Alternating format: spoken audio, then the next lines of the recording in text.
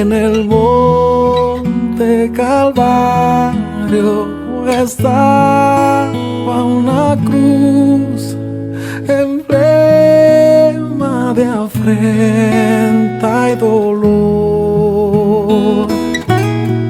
Mas yo amo esa cruz, donde murió mi Jesús por salvar al más vil pecador.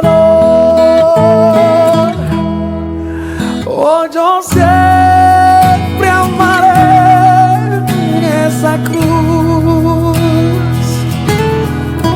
en sus triunfos mi gloria será. Y algún día en vez de una cruz, mi corona Jesús me dará.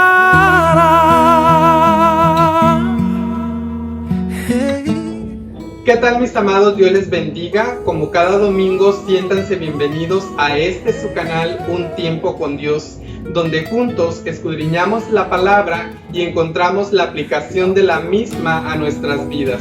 Quiero aprovechar este tiempo para enviar un caluroso y fuerte abrazo a mis hermanos en Cristo de la Iglesia Dios es Amor en Colonia Juárez de Petatlán, Guerrero, como también a mi amado hermano Roberto Mejías, que nos mira desde el norte del país.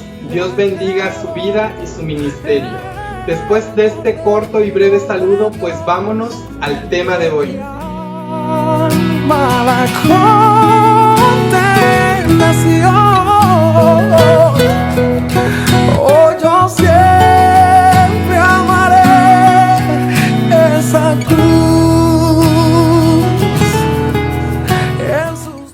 Así que, hermanos, os ruego por las misericordias de Dios que presentéis vuestros cuerpos en sacrificio vivo, santo, agradable a Dios, que es vuestro culto racional.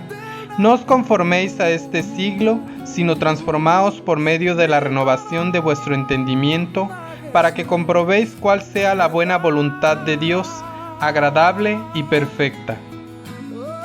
La práctica de los sacrificios es un fenómeno universal en la historia de la humanidad. Cuenta la historia que desde la época primitiva los habitantes ofrecían sacrificios humanos para calmar la ira de los dioses. La idea fundamental es ofrendar frecuentemente diversas víctimas con distintos propósitos. El cristianismo no está exento de esto, pues proclamamos a Cristo como el sacrificio por excelencia, pues Él derramó su sangre para que ya no hubiese ningún sacrificio ni de personas ni de animales. Este pasaje de Romanos 12, del 1 al 2, enseña que cada uno de nosotros en la experiencia de la vida cristiana tiene que realizar un sacrificio con las siguientes características. Verso 1 dice así: Así que, hermanos, os ruego por las misericordias de Dios que presentéis vuestros cuerpos en sacrificio vivo. Primera característica: ¿cómo debe ser mi sacrificio? El sacrificio debe de ser vivo para Dios. El sacrificio vivo es aquel que ofreces todos los días a Dios y que abarca 4 áreas más importantes en tu vida. La primera área es el área del yo, mejor conocida como ego. Esta está muy arraigada en el creyente cuando el creyente piensa de manera egoísta. Yo pienso, yo creo, yo sé, yo decido, es mi vida, con que yo me sienta bien, los demás no me interesan. El yo está presente en todas y en cada una de las acciones del creyente. Cuando el creyente recibe a Jesucristo y le reconoce como Rey, Señor y Salvador de su alma, debe entender que está sacrificando esta área de su vida, está sacrificando al yo, y cada creyente debe estar consciente de este sacrificio. El apóstol Pablo dijo en Gálatas 2:20 lo siguiente: con Cristo estoy juntamente crucificado, y ya no vivo yo, mas vive Cristo en mí.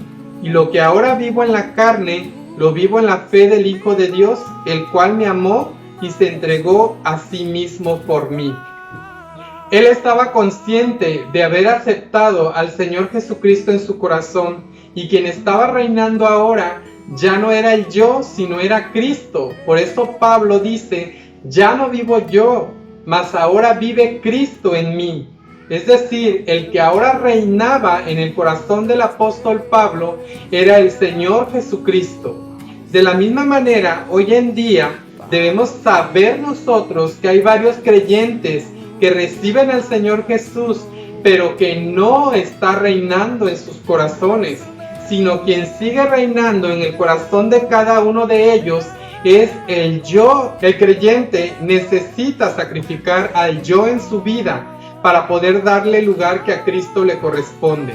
Pues él mismo dijo en Lucas 9:23: si alguno quiere venir en pos de mí, niéguese a sí mismo. Esta expresión indica muerte, indica sacrificio al yo en tu vida para cederle el control y las riendas de tu vida a Cristo. También dijo en Lucas 6:46: ustedes dicen que yo soy su Señor y su dueño, pero no hacen lo que yo les ordeno. La traducción lenguaje actual en Lucas 9:23 dice lo siguiente: si alguno quiere ser mi discípulo, tiene que olvidarse de hacer lo que quiera y tiene que estar dispuesto a morir y hacer lo que yo mando, dice el Señor. La mayoría de los creyentes hoy en día piensan que seguir a Cristo es algo fácil, es un lecho de rosas, que no te cuesta nada. Cuando la Biblia enseña lo siguiente, en Mateo 11:12, dice que desde que Juan el Bautista comenzó a predicar hasta nuestros tiempos, hasta el día de hoy, el reino de Dios avanza a pesar de sus enemigos, pero solo la gente valiente y decidida logrará formar parte de él. No cualquiera toma la decisión de seguir a Cristo, porque no todos están decididos a ofrecer su vida en sacrificio vivo. Hoy en día, la mayoría de las personas creen en Dios. La Biblia enseña en Santiago 2:19 que también los demonios creen en Dios y tiemblan. Esto no es suficiente, esto no basta con solo creer en Dios. Dios exige un sacrificio vivo para Él. Y el sacrificio vivo es entregando esta parte de tu vida al Señor Jesús. Cede este control de tu vida a Él. Ya no vivas para agradarte a ti, vive para agradar al Señor. Sacrifica al yo en tu vida. Una segunda área que abarca tu sacrificio vivo es la familia. Veamos lo que dice Lucas capítulo 14 versos 26 al 27 en la traducción lenguaje actual. Pero Jesús dijo: si alguno de ustedes quiere ser mi discípulo, tendrá que amarme más que a su padre o a su madre, más que a su esposa o a sus hijos, más que a sus hermanos o sus hermanas. Ustedes no pueden seguirme a menos que me amen más que a su propia vida. Si ustedes no están dispuestos a hacer lo que yo les diga y hasta morir en una cruz, no pueden ser mis discípulos. El amor de Dios está por encima de nuestros seres queridos. La fe de Abraham fue probada cuando Dios le pidió en sacrificio a su propio hijo, demostrando su amor y la fidelidad a Dios. Abraham obedeció a la voluntad del Señor. Habrá situaciones tal vez de oposición en tu familia, pero tú mantente firme y fiel al Señor y el Señor honrará esta parte en tu vida. La tercera área de tu vida que debe ser un sacrificio vivo al Señor es tu tiempo. Veamos qué nos dice Efesios capítulo 5 versos 15 al 17. Mirad pues con diligencia cómo andéis, no como necios, sino como sabios, aprovechando bien el tiempo, porque los días son malos. Por tanto, no seáis insensatos, sino entendidos de cuál sea la buena voluntad del Señor. Una de las cosas que nos está enseñando este versículo es que debemos aprovechar bien nuestro tiempo. Hay un dicho muy popular que dice que el tiempo es oro. El creyente tiene que pasar la mayor parte del tiempo agradando a Dios, no en los afanes de la vida, no perdiendo el tiempo en otras cosas innecesarias que no son ni de edificación ni de provecho para nuestras vidas. El creyente tiene que aprovechar bien su tiempo, pues tu tiempo es la otra área de tu vida que también le pertenece al Señor. Veamos qué dice Marcos 14:37. Vino luego y los halló durmiendo y le dijo a Pedro: Simón, ¿duermes? ¿No has podido velar una hora? Estas fueron las palabras de Jesús cuando encontró a sus discípulos durmiendo, en lugar de dedicar su tiempo a velar por lo menos una hora, que es la mínima porción de tiempo que el Señor Jesús pedía a sus discípulos. Tu tiempo pertenece a Dios. Aprovéchalo sabiamente. La cuarta área de tu vida que debe ser un sacrificio vivo al Señor son tus posesiones.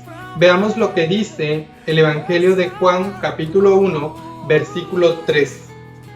Todas las cosas por Él fueron hechas, y sin Él nada de lo que ha sido hecho fue hecho. Verso 10. En el mundo estaba, y el mundo por Él fue hecho, pero el mundo no le conoció.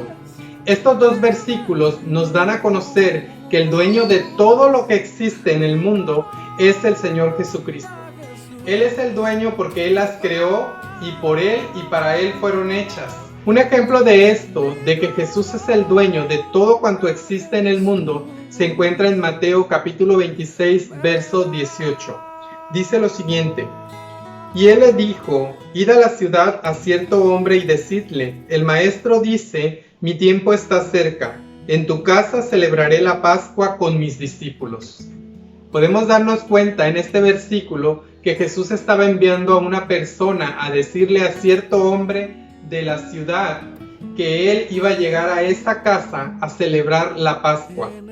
La Biblia no nos dice ningún otro dato de que si se conocían o lo conocía, pero lo que podemos observar es que Jesús estaba tomando autoridad sobre lo que le pertenece, en este caso la casa de este hombre, pues él decía que ahí iba a llegar y ahí celebraría la Pascua. Otro ejemplo de esto lo encontramos en Lucas capítulo 16, versos 30 al 34, diciendo: id a la aldea de enfrente y al entrar en ella hallaréis un pollino atado, en el cual ningún hombre ha montado jamás. Desatadlo y traedlo, y si alguno os preguntare por qué lo desatáis, le responderéis así: porque el Señor lo necesita. Fueron los que habían sido enviados y hallaron como les dijo. Y cuando desataban el pollino, sus dueños le dijeron: ¿por qué desatáis el pollino? Ellos dijeron: porque el Señor lo necesita. Una vez más vemos cómo Jesús toma autoridad sobre lo que le pertenece. Sin conocer a este hombre, Jesús envía a dos hombres a desatar a un pollino, el cual estaba pidiendo que se lo llevaran para ser montado por él al entrar a la ciudad de Jerusalén.